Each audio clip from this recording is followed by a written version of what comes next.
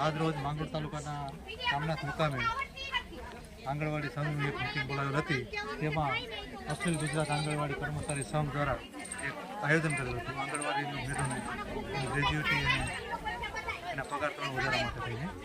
તો આપણે એના પ્રમુખને મળીએ કે શું કહેવા માંગે છે.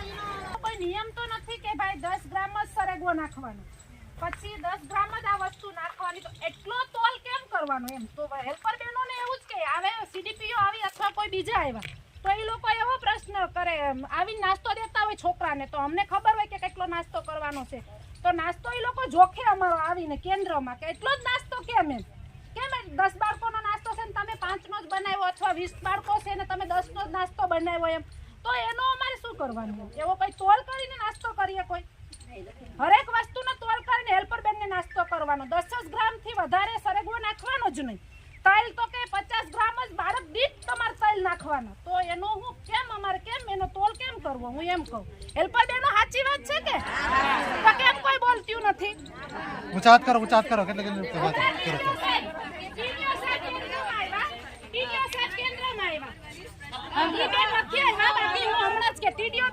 સાહેબ કેન્દ્રમાં આવ્યા તો ઈ બેનને ચોખા મેલ્યા. હવે એના કેન્દ્રમાં જો ભાઈ 7 છોકરા હતા તો 7 કેટલા ખાય એટલા ચોખા ઈ મેલવાની છે, તો ઈ બેનને મેલી દીધું, ચોખા બની ગયા ને એટલી ટોપડીમાં ચોખા મેલ્યા. તો ટીડીઓ સાહેબ આવ્યા તો કે બેન તમારે લિસ્ટ બનાવ્યું, રજીસ્ટર જોયા બધાય, તો ઈ બેન કે કેમ એટલો જ નાસ્તો બનાવ્યો તમે? કે સાહેબ જેટલા છોકરા છે એટલા નાસ્તા બના, હાજરી તો તમે 15ની પૂરો, પસાની પૂરો, નાસ્તો કેમ એટલો? પણ જેટલા છોકરા છે એટલાનો જ નાસ્તો બનાવવાના ને. કોઈ નથી આવ્યા હાજરી પત્રકમાં ગમે એટલા હોય, પણ કેન્દ્રમાં બાળકો કેટલા છે એટલો નાસ્તો બનાવવાનો. હરેક અધિકારીઓ આવે એટલે અમારો તોલ જ કરે. આમ કોણ તોલ કરે ભાઈ નાસ્તાનું? કોઈ એવા અંતર્યામી છે આપણે લોકો કે તોલ કરી નાસ્તો બનાવવાના?